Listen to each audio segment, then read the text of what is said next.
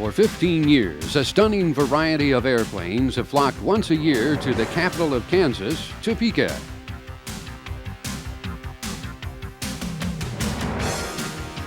But 1991 had been a year of shifting balances in world air power, a year with a war in the Persian Gulf and a revolution in the Soviet Union. And along with all the regular aerobatic flying, Soviet MiG fighters would be flying for the first time in the skies over Kansas. And some of the Gulf War heroes, both airplanes and pilots, would be honored. Superbatics 1991, the Great Kansas International Air Show, would prove to be one of the best shows ever.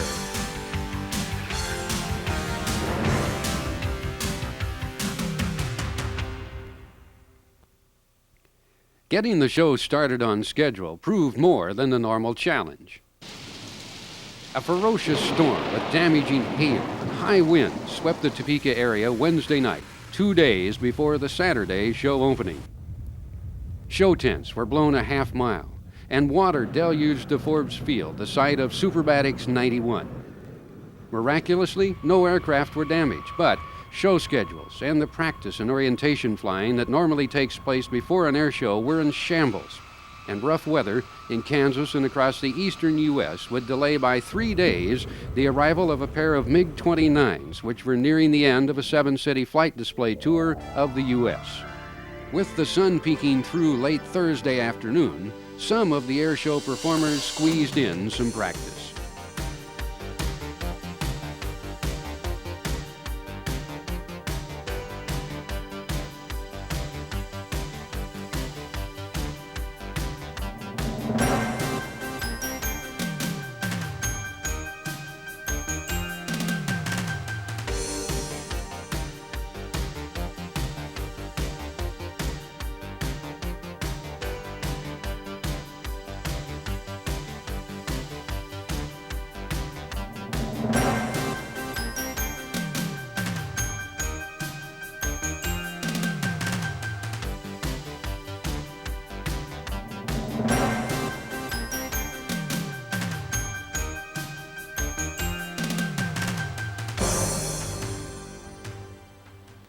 At midday Friday, in a cold, gray drizzle, the MiG-29s arrived.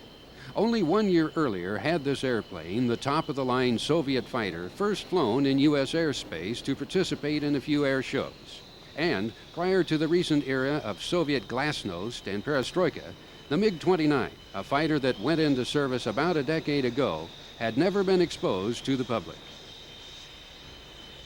A coup attempt in the Soviet Union 6 weeks before the Topeka Air Show put the whole MiG tour in doubt. In fact, the MiGs were initially refused entry into the U.S. But as the situation in Russia stabilized, the tour was reapproved, and the Soviets were warmly greeted by Topeka city and air show officials. But now the pressure was really on. The delayed arrival of the MiG airplanes, pilots and crews, meant that what had been planned as 3 days of orientations and press conferences and airshow planning and safety briefings had to be crammed into one afternoon. Not to mention the practice flying and press flights that had been scheduled. By late in the day, the MiGs were readying to fly again. KTKA TV's Carl Front prepared for the press ride and provided his report on television that night. Well, the waiting is finally over as the 2 Russian fighter jets scheduled for this weekend's Superbatics arrived today in Topeka. And in a Kansas exclusive, KTKA's Carl Frunk got to fly with the Russian crew and shares with us his breathtaking flight. Even though they were delayed by bad weather for 3 days, 2 Russian-built MiG-29 Fulcrum fighter jets touched down at 12:28 this afternoon, marking the first time a Russian fighter jet has landed in Kansas. After an afternoon press conference, the crews got a bite to eat and prepared for some evening training flights. And while they were preparing, I suited up for the ride of my life. I was briefed by Chief Pilot Valery Meninsky on what to do and not to do once I climbed aboard. Luckily, the cloud cover broke about sundown. We taxied out to the runway and took off. The Russian MiG-29 is designed to fly up to roughly Mach 2.2, or about 1,500 miles per hour. We lumbered along over Topeka at a gingerly 400 miles per hour. The MiG-29 has been flying for a little more than 10 years and is the top-of-the-line Russian fighter. Unfortunately, 8 Iraqi-flown MiGs were lost to U.S. aircraft over the sands of Iraq. Fortunately, though, the MiGs are on their 91 friendship tour through the U.S., and Topeka is their last stop. Our media flight was free, but if you have $10,000, you too can ride in the back seat of a MiG this weekend at the air show. Exclusively for the 10 o'clock news, I'm Carl Front. Soviet pilot Alexander Gerniev's practice flight at dusk that evening provided one of the most spectacular displays of MiG flying ever seen, as the afterburner sent a tail almost 50 feet long slicing into the darkness. Only air show workers and airport personnel got to see the display that night.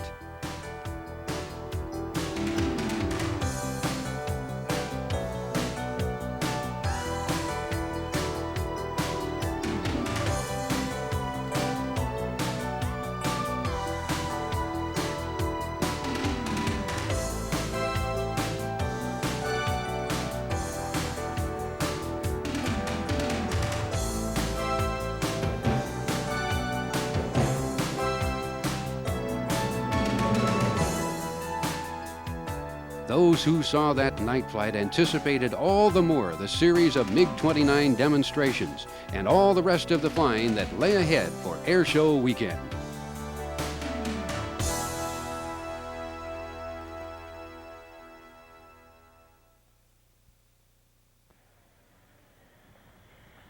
Saturday dawned bright and chilly. This is without question the best air show we've ever produced in Topeka, and I think if you look at the talent that is on Forbes Field this weekend, it won't be surpassed anywhere in the country. Kelly Pettit is the volunteer who served as chairman of the 1991 show. This is the 15th production of Superbatics, 15 years in a row, and started out as a very small air show, and it's grown to one of the finest shows in the country. Well, I think it's a combination. Certainly the novelty of the Soviet MiG-29s has been a tremendous draw. The Snowbirds are, this is the second time we've had them here in Topeka, and they've always been a great hit. And watching their performance yesterday certainly verifies that. When you look at the Jimmy Franklins and Bob Hoovers and Elliott Crosses and Jan Calmers and all the Warbirds in the military planes, it's just a complete great mix of air show talent.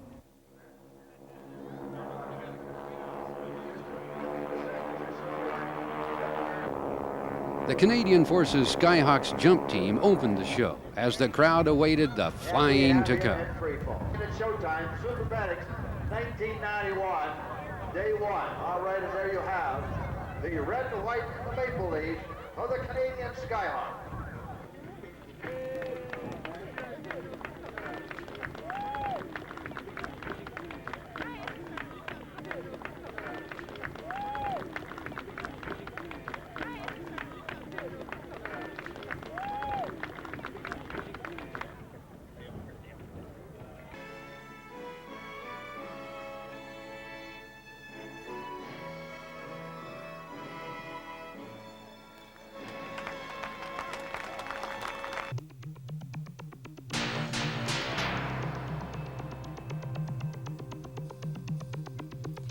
Attention remained focused on the Soviets as crews came and went from the Ilyushin 76 transport that flew the flag of the Russian Republic. Soon, the first MiG-29 demonstration was ready to fly.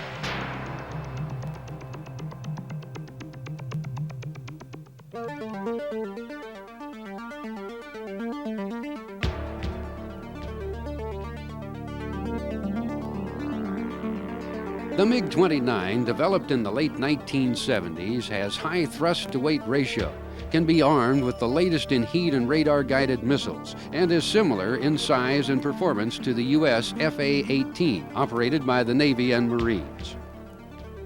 The MiG-29 first appeared publicly outside the Soviet Union at the Farnborough, England Air Show in 1988.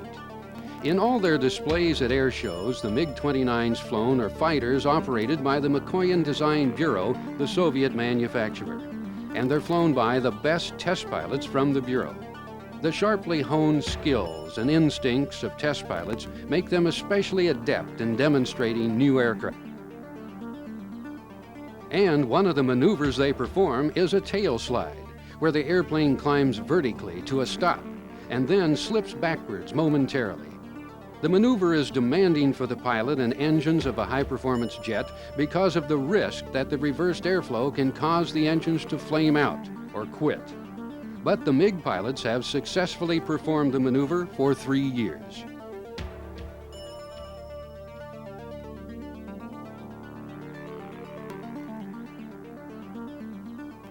Another maneuver, initially introduced in another Soviet fighter and adopted in 1980 by the MiG pilots, is called the Cobra, a rapid pitch-up from level flight that results in a rapid reduction in speed.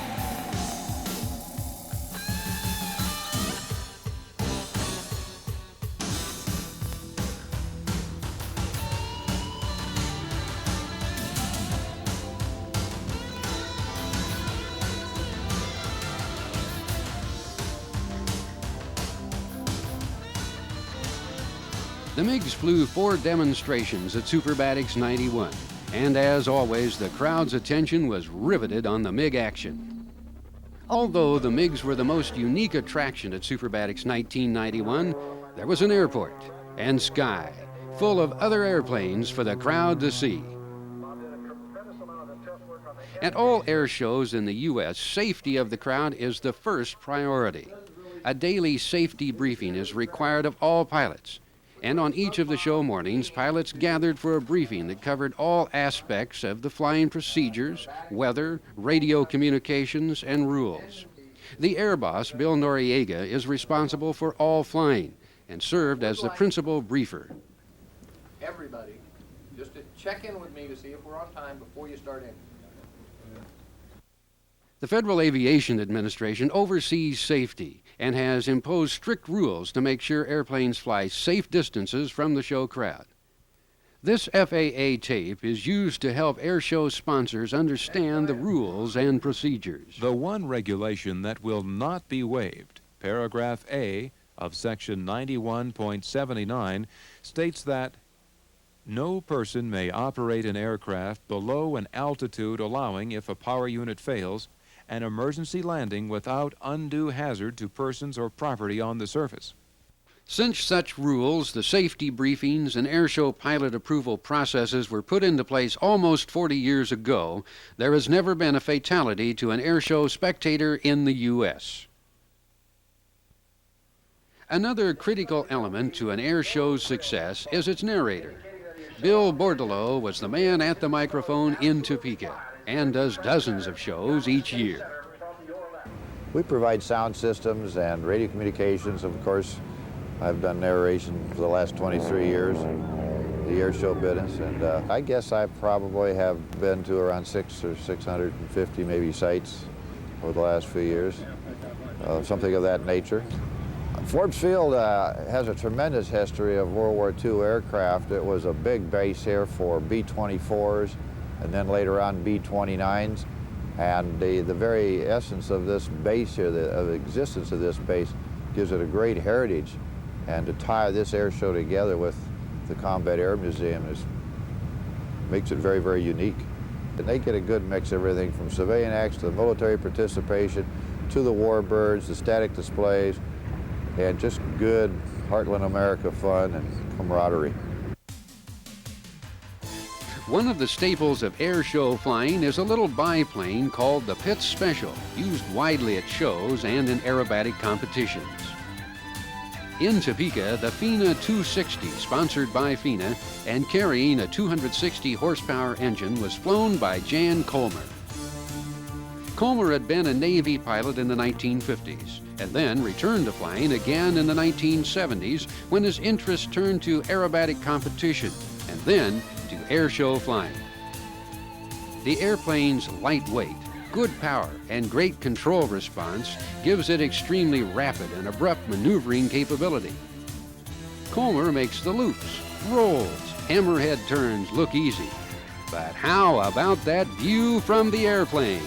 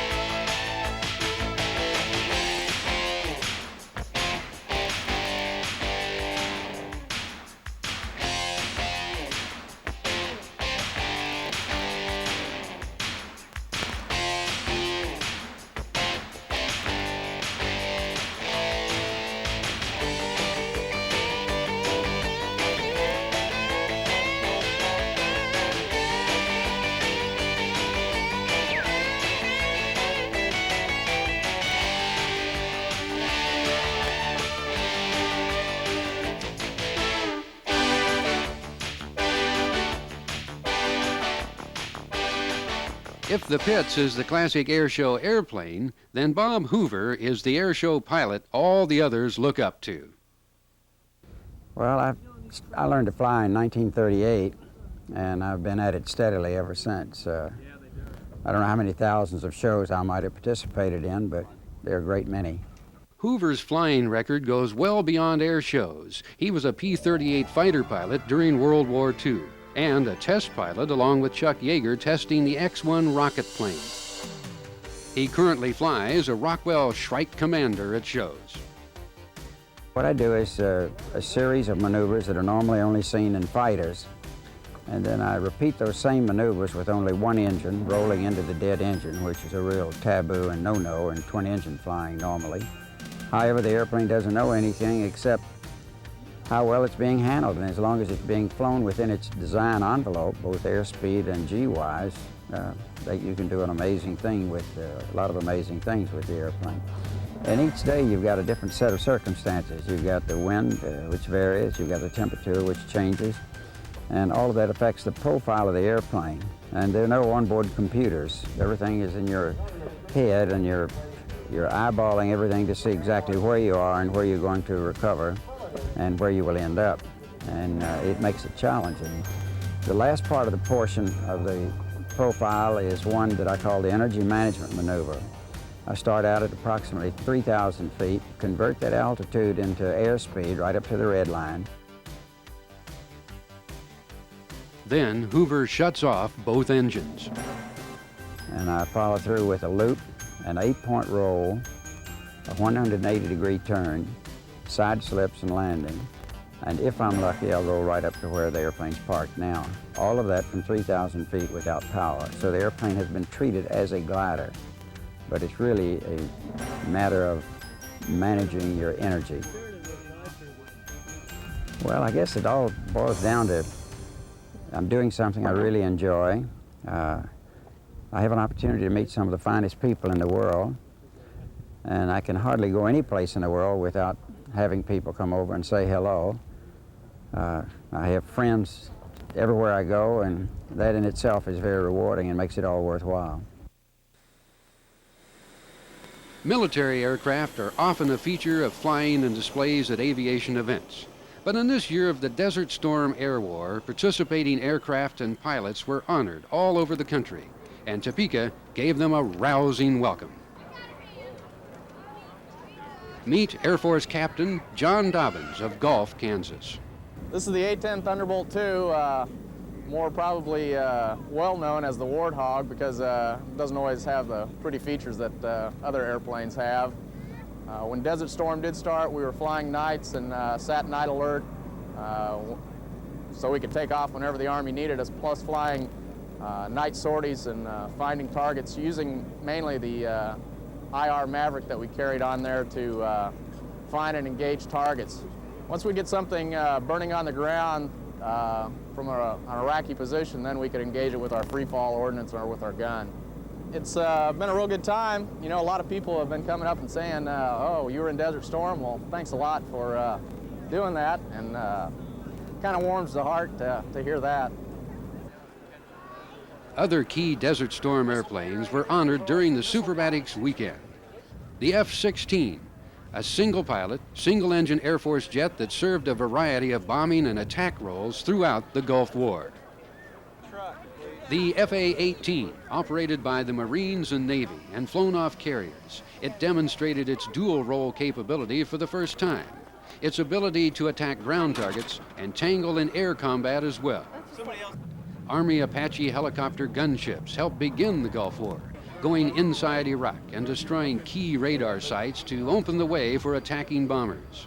The veteran B-52 bombers, with more than 3 decades of service to the Air Force, bombed from high levels.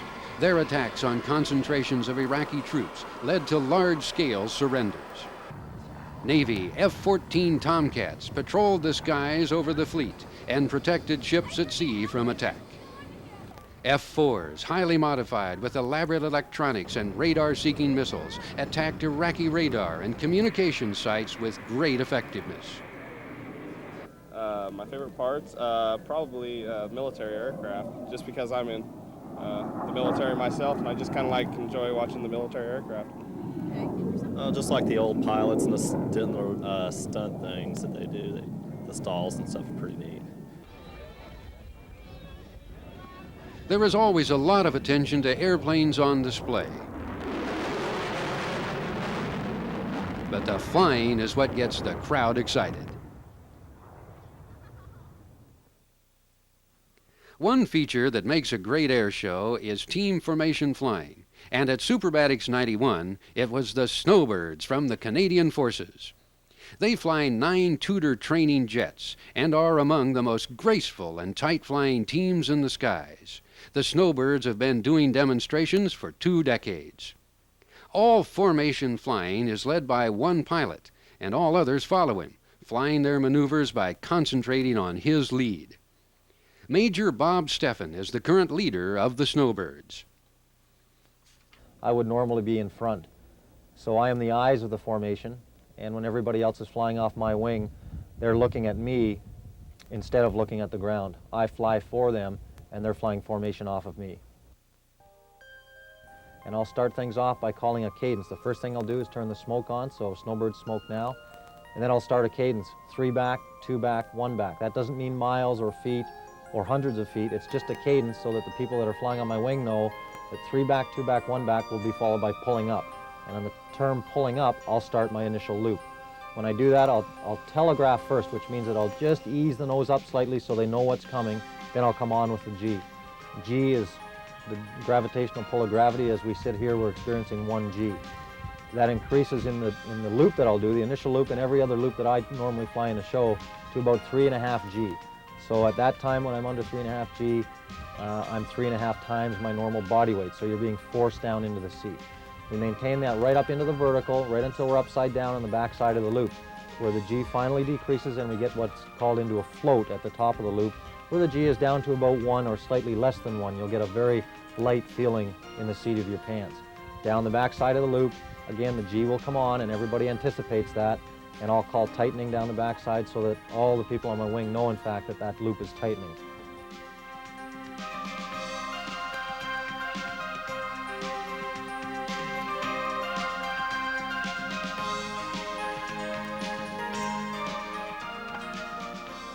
I have to be extremely smooth and extremely predictable, perhaps more than smooth. We've rehearsed what we do so often that everybody that flies off my wing on this team expects me to fly a maneuver the exact same way every single time I do it. 6, roll, now, 7, now, 2, now, 3, now. Formation, roll, now. Something that's crowd-pleasing doesn't necessarily have to be difficult. We design the show for the general public, not for the 1% of the air show audience that might be a pilot themselves. We'll have pilot maneuvers in the show that might be more challenging, but for the general public, they may not know that that maneuver is more challenging. Our bursts, for example, are often very crowd-pleasing, and yet they're some of the most easy maneuvers to fly during the show.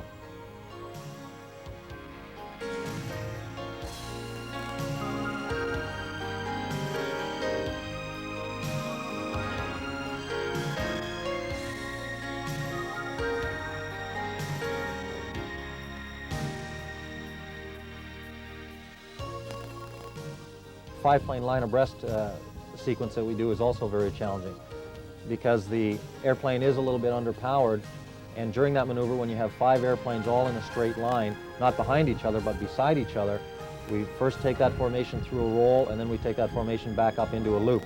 During the roll, at any one time, the individual on the far right side will be at full power, wishing he had more. The individual on the bottom wing of the roll will be at idle power, or as little as he can get, with his speed brakes out and wishing he could go even slower. And again, during that roll, those positions will actually change. So it's a very challenging maneuver for a pilot to fly.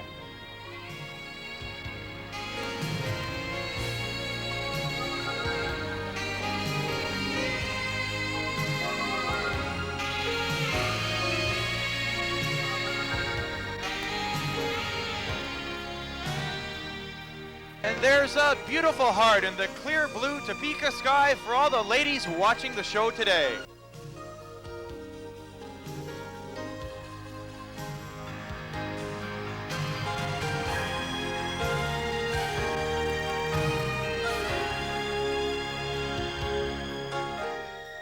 The team's been to Topeka twice now. This is the second time, I believe, 86 or 87, the team was here first.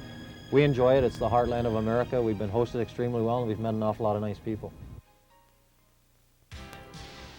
When it comes to small jets, there's nothing smaller than the Coors Light Silver Bullet.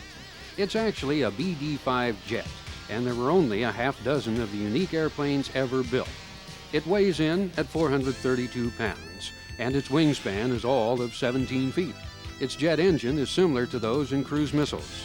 With Elliott Cross at the controls, the airplane makes a great show performer and has been featured as well in lots of commercials and films, including a featured role in one of the James Bond movies.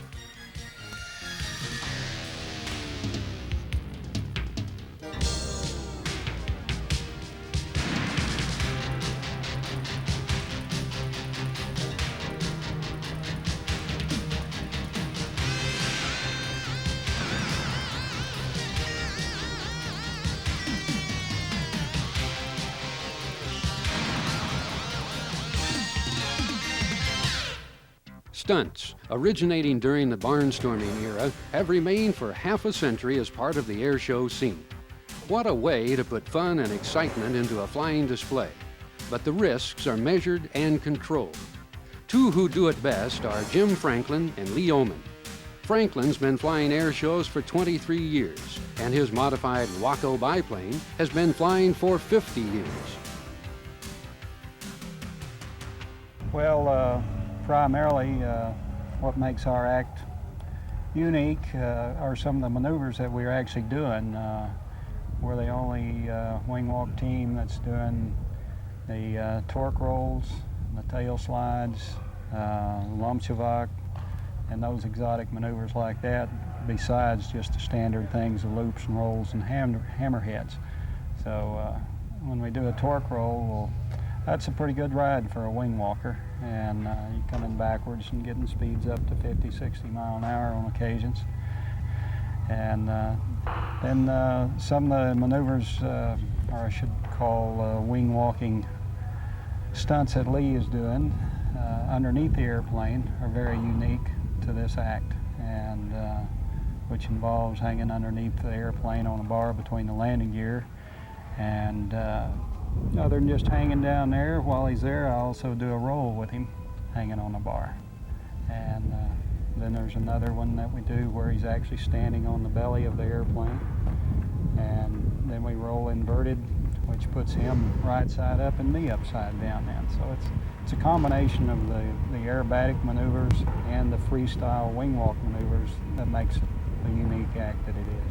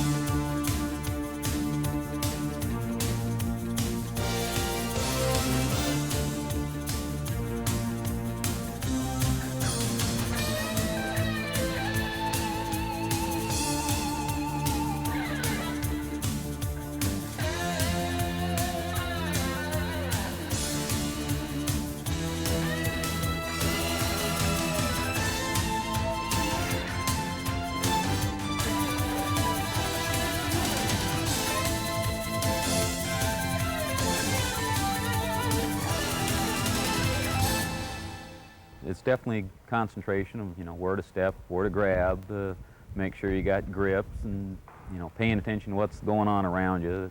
There's no flock of birds out in front, and no unscheduled aircraft, and, you know, just a lot of things to think about. And once in a while I do get a little break and get to look around and check the size of the crowd and, you know, basically which direction we're going. But other than that, it's pretty much a job. Franklin and Oman, with a vintage Piper Super Cub, offered other surprises for the crowd at Superbatics 91. Lee Oman from Athol, Idaho, ladies and gentlemen, on the ladder. Tell you what, it ain't warm there either. Slighted, ladies and gentlemen, and here comes Lee Oman from Athol, Idaho. Now going to go through the, oh boy, bingo. Hot pants. How do you like that? Now, it's really not over, because obviously Jimmy Franklin can't land the airplane, so Lee has got to make his way up that ladder and get inside the Super Cub. Franklin, later in the show, faking the role of a non-pilot who jumps aboard the Super Cub, adds comedy to the mix. And all of a sudden, this guy steals the airplane, and it's off and banging the wings around on the ground and flying straight up, straight down. And so it catches everybody off guard, especially if it hadn't been advertised before the show. And it grabs them for a few seconds there. You know, oh my gosh, the airplane's gotten away. And in one case we do that. They think the airplane is off by itself. But so you grab them right quick, and then when they finally figure out, hey, this is a gag, well, you know, it's still interesting to watch the capabilities of an airplane like this do that type of flying, because most people don't even think that you could stay under control in the type of situation I'm putting an airplane through. Turn it around. Whose airplane? That's Jimmy Franklin's airplane. Yeah. That's when they use. Oh.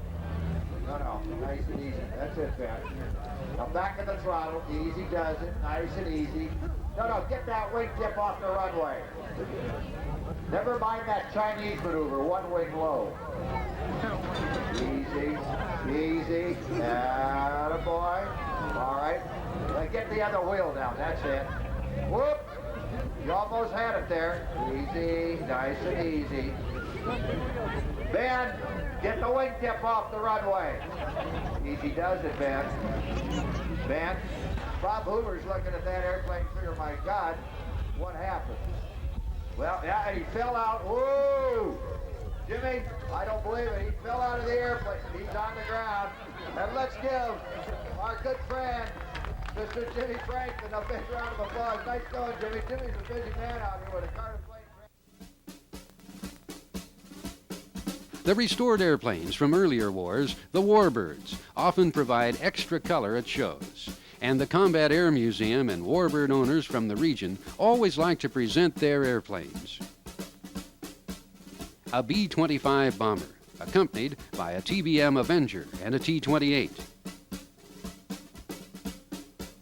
A T-34 Trainer. A Kate, a T-6 modified to be replica of a Japanese torpedo bomber. AT-6 Texans, which trained thousands of pilots during World War II. And again, the TBM Avenger, the airplane President George Bush flew when he was in the Navy. And along for the flight in the Avenger at Superbatics 1991, the man who served as Bush's tail gunner on many of his missions, Leo Nadeau.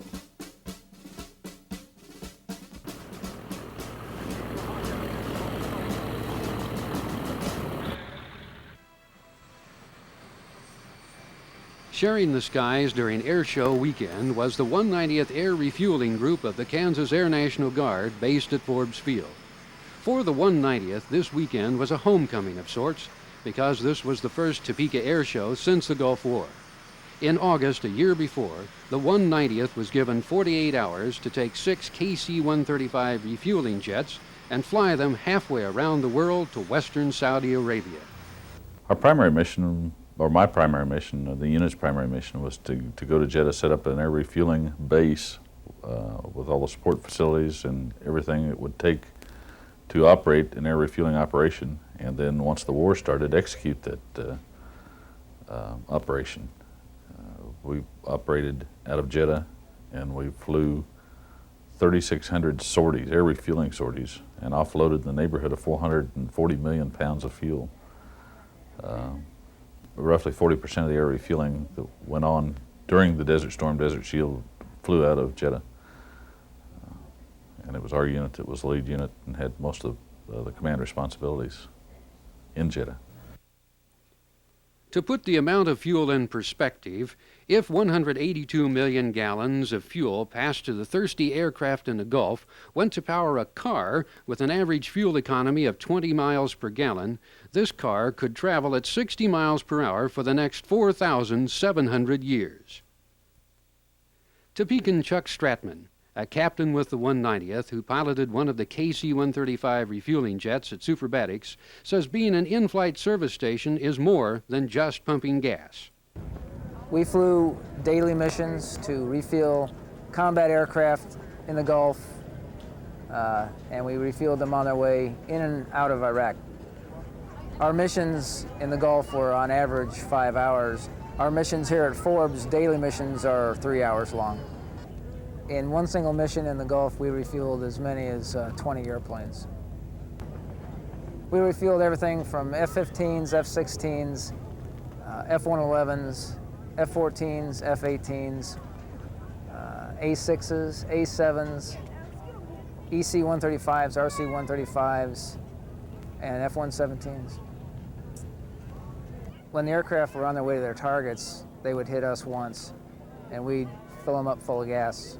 And that may have taken anywhere from 10 minutes to a half hour, depending on which track we were going to refuel on. We'd fill them full of gas, they'd hit their target, and then come out. The attack aircraft and fighter aircraft did a marvelous job of getting their bombs on target, but the only way they got them there was with the tanker. Technical Sergeant Harvey DeWeese operates the boom that delivers the fuel. Well, I make the connection, and the pilots up front, they'll turn on the pumps, air refueling pumps, and that will in turn pump the fuel through the tube that goes into the other aircraft. Well, we can deliver almost all the fuel that we have in the aircraft, except we just like to save a little bit for ourselves. Yeah, we can easily give 20,000 gallons, no problem at all. And on March 14th, 1991, the 190th came home to a crowd of thousands who welcomed home the Guardsmen as heroes. Came across Topeka, you could almost see the whole city out moving. It was just like watching the trees move. You could just sense the movement. And then when we came over the field, as we got close to the field, we could see all the cars on the parking lot, on the ramp. Just could not believe what was going on. And then as we got in the traffic pattern, you could see the people standing around the hangar, and I still get a lump in my throat thinking about it. It was just a fantastic welcome home. And it was fantastic to be home. And it was the first time I'd felt the temperature colder than 70 degrees in 7 months. So, it was nice. With the Gulf War over and the Cold War melting, Superbatics 91 was more than just a show of military might. Superbatics 91 kind of, I don't know, it epitomized, maybe not epitomized, maybe that's too strong, but it certainly brought to light the great changes that are going on in this world. To have the frontline leading Russian fighter on display and flying right alongside the F-15 in an air show, to me, was unbelievable. That F-15 that just went over, that is something else. One of the true stars of the Desert Storm Air War was the F-15C, and Major Frank Gorence, who flew in the Gulf, took to the skies over Topeka. We were the 71st TAC Fighter Squadron and the 27th TAC Fighter Squadron were the first aircraft units in Desert Storm fighter type. And this particular aircraft actually achieved one of the first kills in the early morning hours of the war. And it shot down a Mirage F-1 flown by a very unfortunate Iraqi pilot. Just as the F-15 dominated the skies over Iraq, it took control over Forbes Field in Topeka during its flights at Superbatics. A crowd favorite is the initial takeoff. And basically, it's a demonstration to show how fast we can get the F-15 in the air. And basically what I do is I go full afterburner. I hold the airplane, I physically have to hold it on the deck, on the ground till we get to 180 knots, and then I pull the stick back all the way into my lap, and the airplane just climbs to like a 70-degree nose-high climb, and that really catches people off guard because the airplane is so big.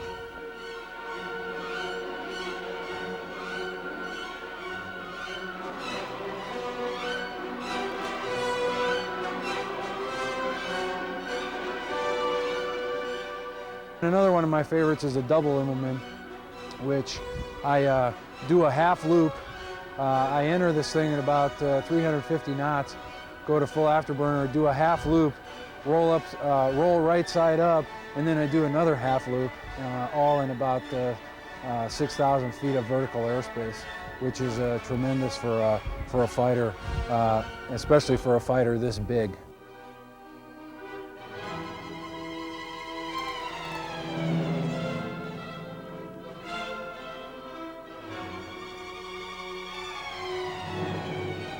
The maneuver that relates to air combat the most is the level 360-degree turn. And in the narration, there's a little blurb there: if you can't turn tight, you can't fight. That's the bottom line.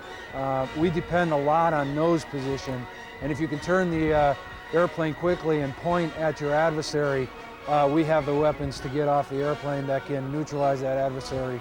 So, you know, we're talking about an airplane that can turn, you know, anywhere from 20 to 25, can turn make a 360 in about 20 to 25 seconds, depending on the pilot.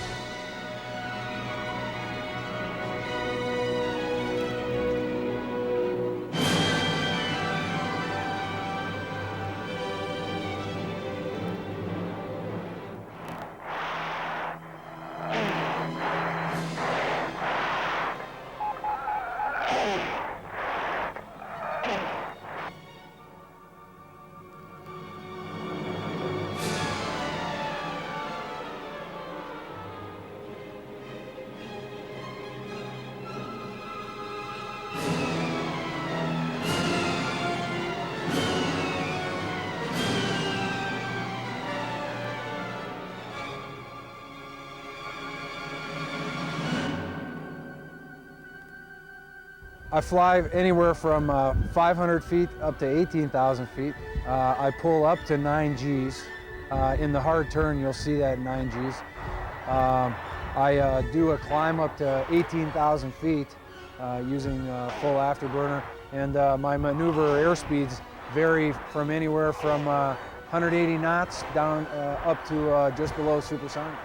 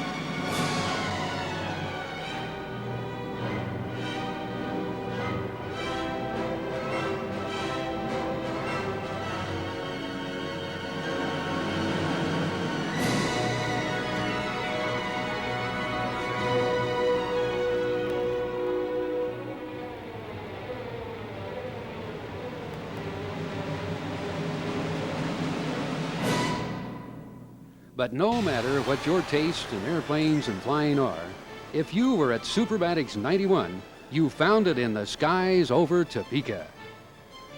I do like the little one.